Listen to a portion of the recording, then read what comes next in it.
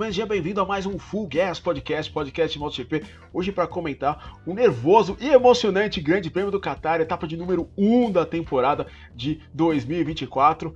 Pecco Bagnaia não tem jeito, né? Sprint parece que não é muito negócio dele, é um negócio do Jorge Martin, mas na hora que chega na corrida, ele pega tudo o que aconteceu durante o final de semana e, enfim, faz sempre corridas perfeitas aí.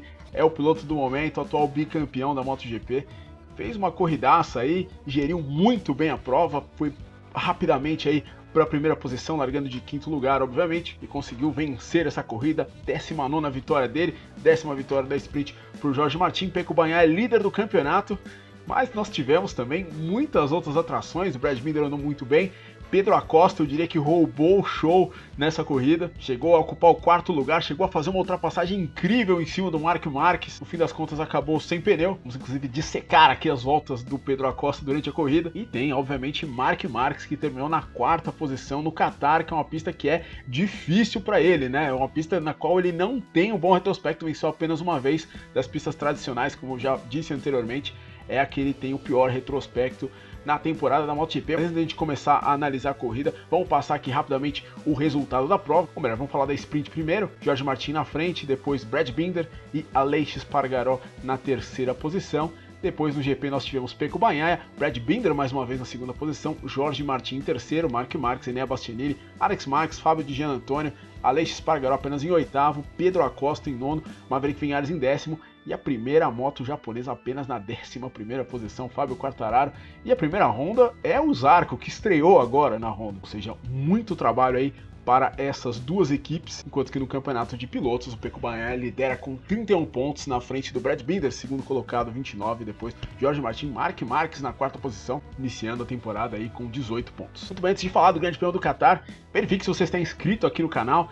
Estamos tentando chegar aí a 10 mil inscritos, portanto, cara, se você curte os vídeos, se você gosta de MotoGP, curte aqui o conteúdo do canal, considere aí se inscrever, considere dar o like também para espalhar esse vídeo para mais pessoas. Vamos falar desse Grande Prêmio do Qatar, uma corrida acho que mais nervosa do que movimentada, foi uma corrida meio estacionada, como tem sido, né, as últimas provas da MotoGP, né, no ano passado já era um pouco assim, os pneus obviamente sempre fazendo parte disso, né, acabando esquentando demais ali nos trenzinhos que são formados durante as corridas. Foi uma corrida de espera, mas o Pecco Bagnaia, antes dessa corrida de espera, ele sabia que seria uma corrida de espera pelo fato dele ter, no sábado, tido problemas aí de vibração, ficou tempo demais aí um grupo de pilotos, ou seja, ele sabia que ele tinha que ser agressivo na largada, ele disse exatamente isso depois da prova, foi bastante agressivo, saiu de quinto lugar, já assumiu a terceira posição na primeira curva, passou o Brad Binder, passou o Jorge Martin ali na curva 4 e não perdeu mais o primeiro lugar. O Pecco foi muito pressionado no início da prova, mas ele conseguiu não só segurar o pessoal que estava atrás, mas também cuidar do ritmo dele, né? Cuidar dos pneus dele, tanto que da metade da corrida em diante ele era o piloto mais rápido da pista. E vou te falar, acho que ele nem usou 100% do que ele podia, ele realmente deu pro gasto, ele ficou, naquele momento que ele abriu um segundo ali para a briga do Binder e do Martin, eu acho que o Pecco começou a tirar um pouco a mão ali, exatamente para ter uma reserva aí pro final. Controlou muito bem a corrida e no fim das contas, o fato do Brad Binder ter feito uma corrida tão agressiva, né, passando por vezes aí o Jorge Martin, KTM correndo muito de reta, ele passou aí várias vezes o Jorge Martin, o Martin também respondeu.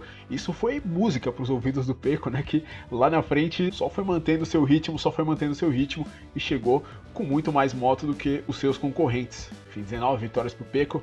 Ele é o cara realmente dos domingos, os sábados aí realmente o Martin conseguiu superar ele no fim do ano passado, embora ele tenha começado muito bem essa era das corridas sprints, mas é isso, foi uma corrida também muito rápida, a corrida sprint, são de 11 voltas no Qatar exatamente, foi 11 segundos mais rápida do que a do ano passado, ou seja, 1 segundo mais rápida por volta, é muita coisa, se você pensar que a corrida do Qatar foi disputada em outubro, né, e a corrida do domingo, a gente não tem como ter uma comparação real, porque a corrida teve uma volta a menos, exatamente pelo problema do Raul Fernandes na largada, a primeira largada foi abortada, portanto para não ter que reabastecer as motos de novo para fazer mais uma volta, eles só cortaram uma volta da corrida, portanto tivemos 21 voltas e não 22, mas tirando uma volta da corrida do ano passado, a corrida desse ano foi mais ou menos 8 segundos aí mais rápida também, mas eu diria que a sprint é realmente muito mais impressionante, 11 segundos e 11 voltas é realmente muito impressionante. E foi o mesmo piloto que venceu, né? Jorge Martin ano passado, Jorge Martin esse ano. Jorge Martin que venceu 10 sprints, né?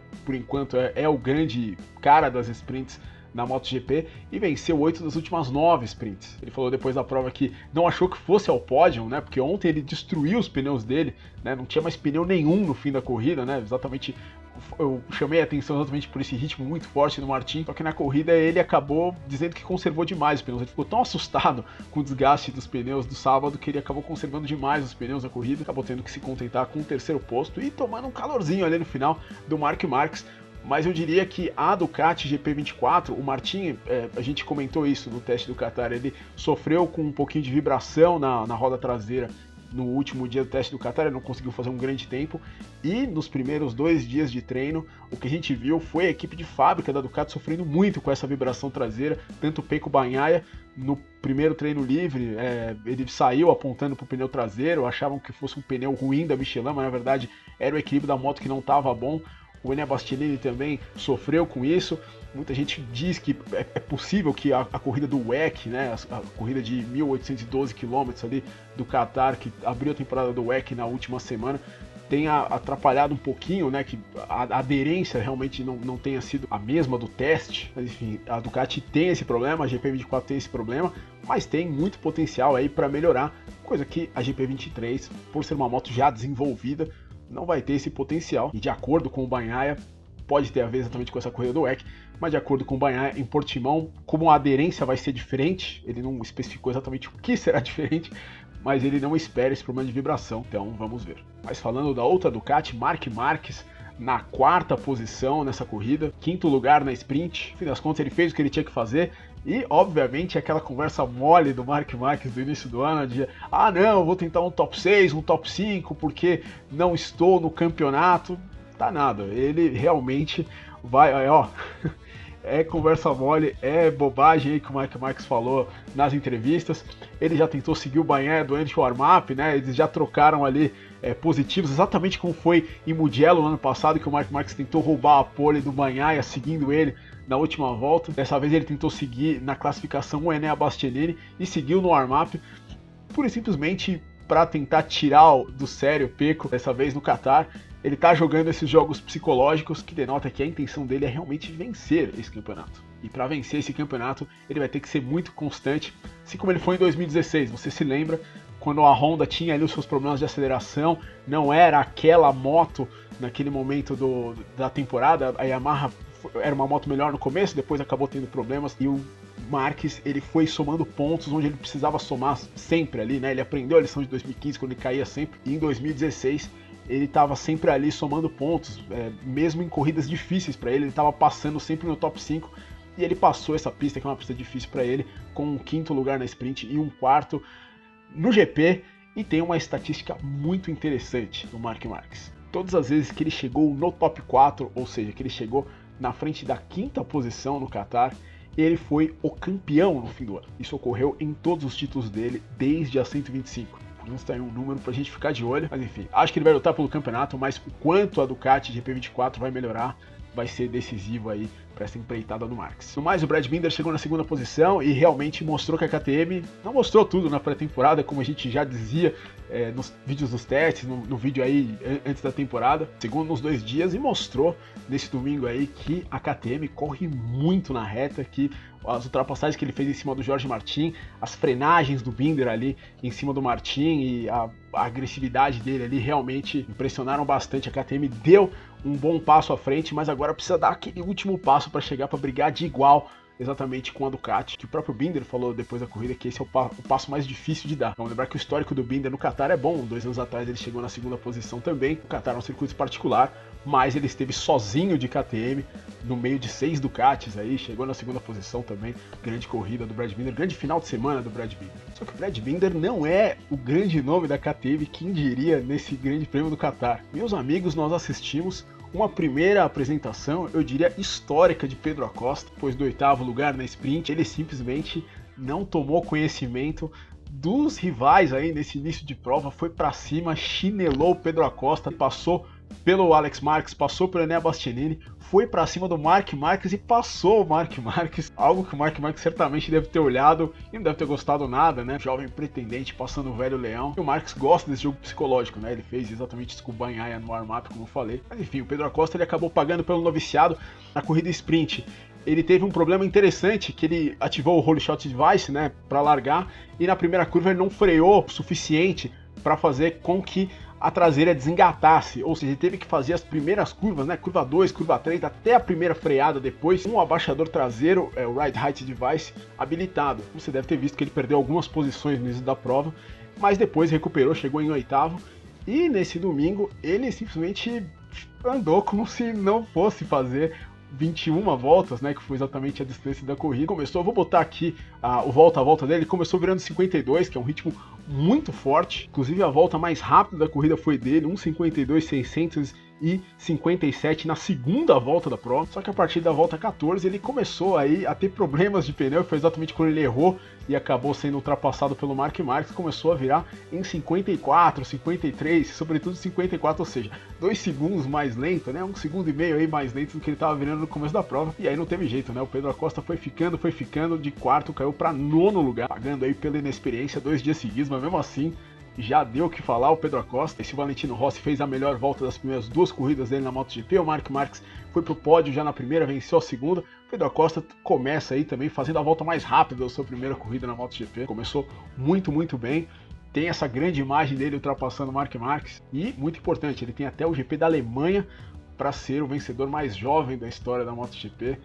Depois de uma corrida como essa, ele de repente se encontrando mais, um pouquinho mais de experiência, não é impossível que o Pedro Acosta, tudo bem, ele treinou no Qatar antes, mas não é impossível que o Pedro Acosta consiga pódios aí e quem sabe briga aí por uma vitória. Mas o Aleix Espargaró com a Aprilia chegou na terceira posição. Normalmente o Aleix Espargaró não é tão bem de corridas sprint, chegou em terceiro na sprint, na corrida foi ficando para trás, realmente não tinha o ritmo, né? E ele no final da sprint tinha mais pneu do que todo mundo, ou seja, todo mundo esperava muito do Aleix Espargaró e ele não conseguiu confirmar aí nesse domingo. E vamos destacar também o pelotão japonês ali, a partir da 11ª posição, com Quartararo, Zarco, Mir, né, os 3 ali brigando. Realmente as motos japonesas aparentemente estão muito atrás aí das motos europeias, mais do que no ano passado. Obviamente Qatar é uma pista muito particular, enfim, não foi uma corrida boa. E a Yamaha antes era uma pista, o Qatar era uma pista que a Yamaha vencia sempre. Lembra? Vitórias do Lourenço, vitória do Valentino Rossi, Vinhares venceu também, o Quartararo venceu no Qatar. Não é um bom começo, realmente a Yamaha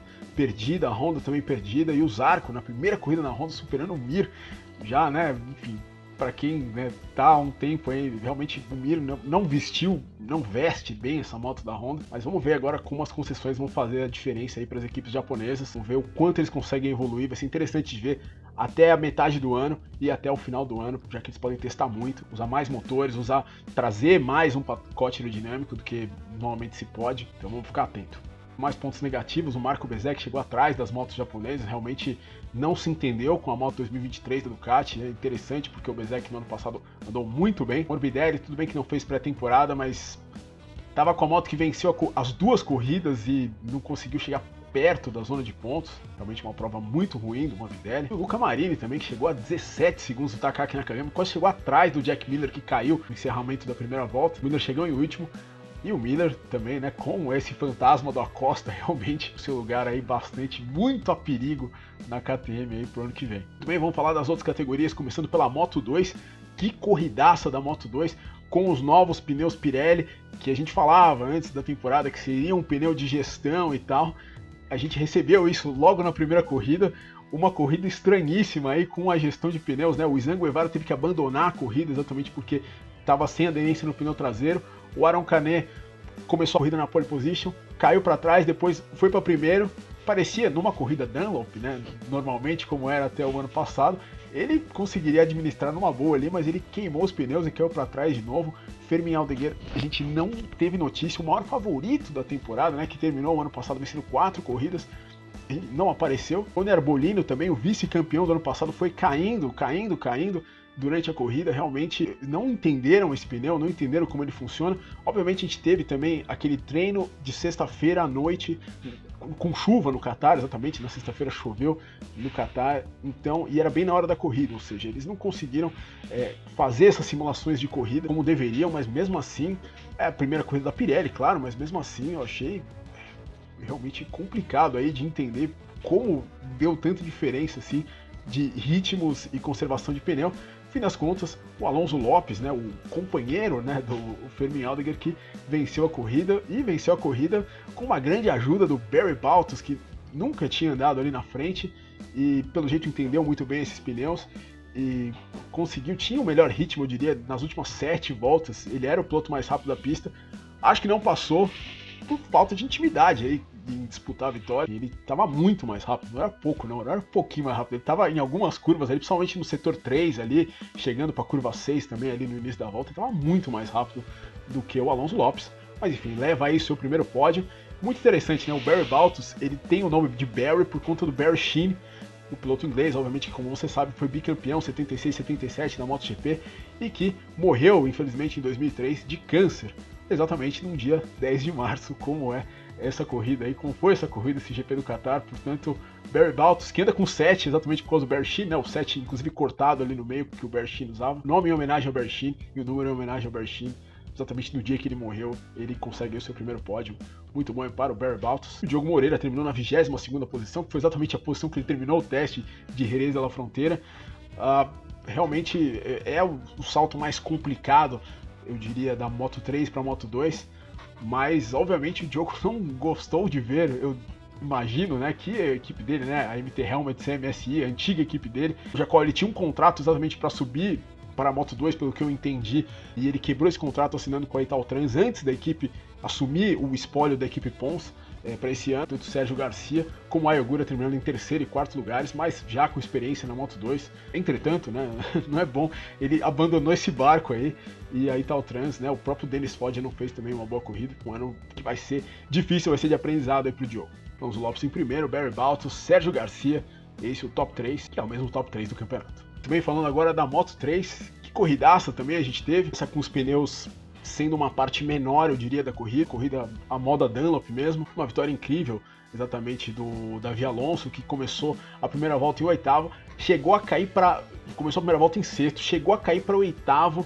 na reta, depois recuperou outras 2 posições, faltando 7 curvas para o final, ele era o 4º, e nas últimas curvas, né, superou o 3º, foi para 2º, na última curva superou o Daniel Gado, que fez a pole, liderou a corrida praticamente inteira, e ele liderou só o que precisava liderar, né, que era exatamente aquela reta ali para a linha de chegada. Incrível o Davi Alonso, como ele é forte nesse corpo a corpo, nessas últimas voltas aí, ele é realmente o melhor piloto do grid na Moto 3, não tem o que dizer. Muita gente, inclusive eu, acho ele o maior favorito ao título. O Gado também fez uma boa corrida, mas o Alonso, realmente, ele, quando ninguém imaginava, nem ele imaginava, ele falou depois da corrida, ele conseguiu essa grande vitória. Tanto o Alonso na frente, o Gado em segundo, e o Taiyo Furusato também conseguindo esse seu primeiro pódio, saindo de 18º no grid, uma corrida que foi bastante acidentada, aí a gente teve vários pilotos caindo, inclusive Ivan Ortolá, que chegou na 9ª posição, mesmo tendo caído no início da corrida, como José Antônio Rui. Muito bem, mas por esse vídeo é isso aí. Muito obrigado se você chegou até aqui.